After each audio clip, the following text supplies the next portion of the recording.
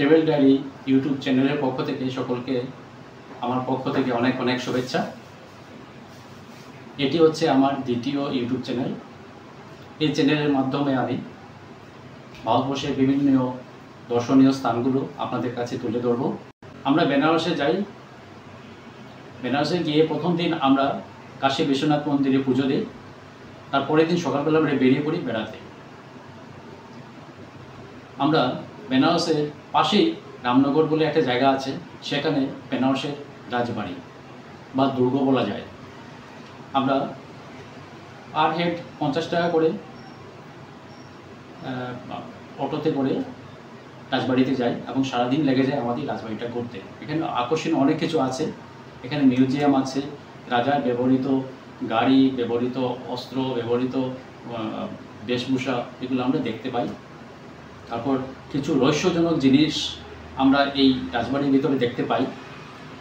রীতিমতো আমরা ভয় পেয়ে গেছিলাম। যাই হোক, পুরোটা শেষ পর্যন্ত দেখুন, ভালো লাগবে আশা করি। নমস্কার।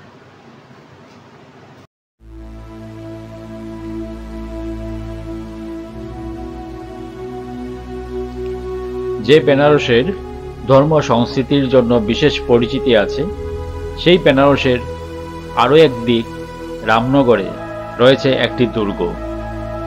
রামনগর দুর্গ নামে এটিকে সকলেই চেনে।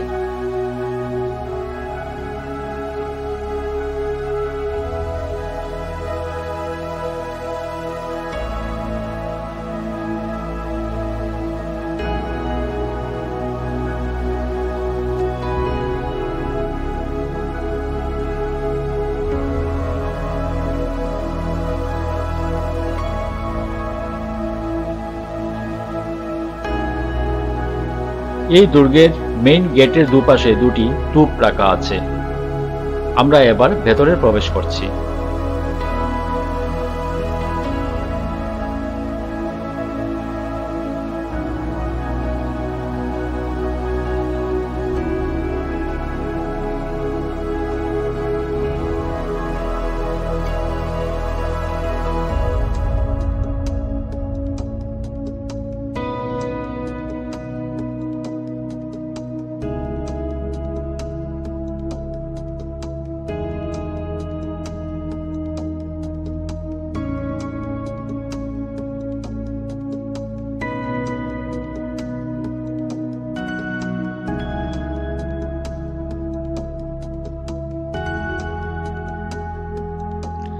দেখতে পাচ্ছেন এই দুর্গের বিভিন্ন অংশ ভেঙে ভেঙে পড়ছে যত্নের অভাবে।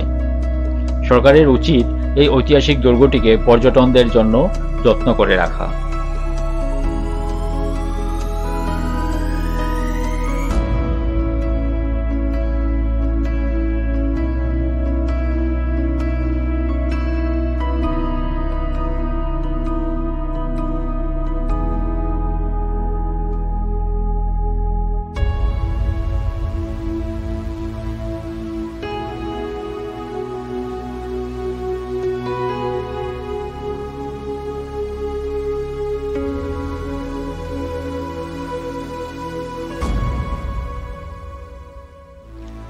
রামনগর দুর্গটি কাশীর মহারাজা বলবন্ত 1750 সালে তৈরি করেন।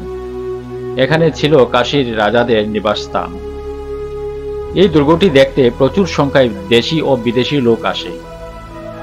এই দুর্গটি কাশী গঙ্গার তীরে অবস্থিত।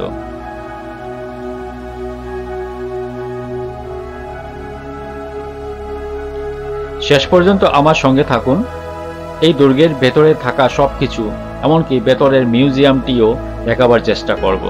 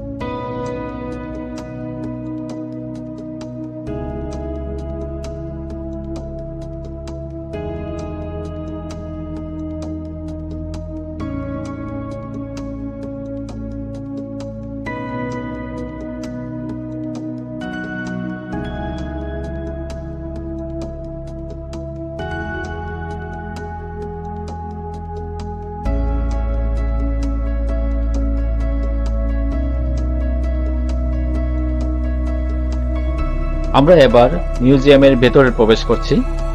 ভেতরে ক্যামেরা অ্যালাউড নয়, তবুও যতটা পেরেছি দেখাবার চেষ্টা করেছি। এই মিউজিয়ামে রাখা আছে কাশীর রাজাদের ব্যবহৃত গাড়ি, যন্ত্রপাতি, অস্ত্রশস্ত্র, পোশাকাদি।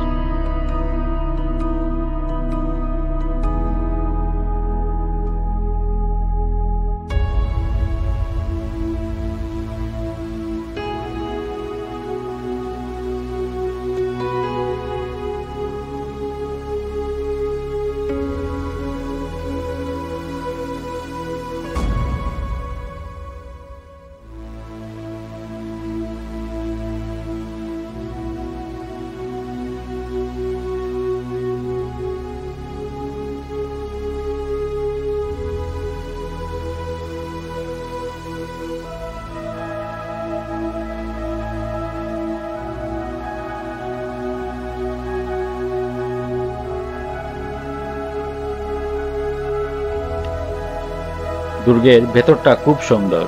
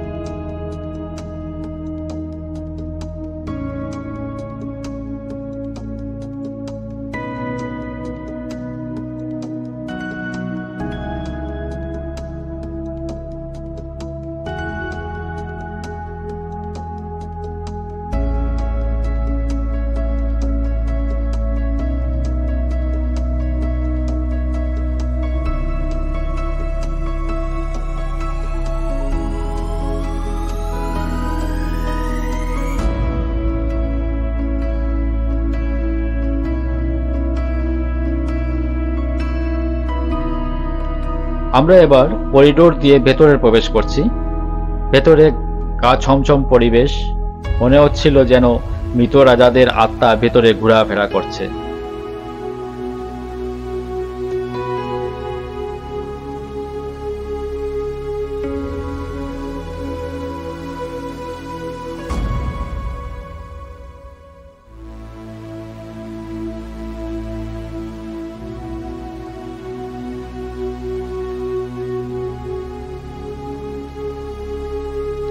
এটি হচ্ছে গঙ্গা তীরে দুর্গের পেছনের দিকের ব্যাস মন্দির। কথিত আছে মহাভারতের যুগে ব্যাসদেব কাশীতে এসে এখানেই বসে মহাভারত রচনা করেছিলেন।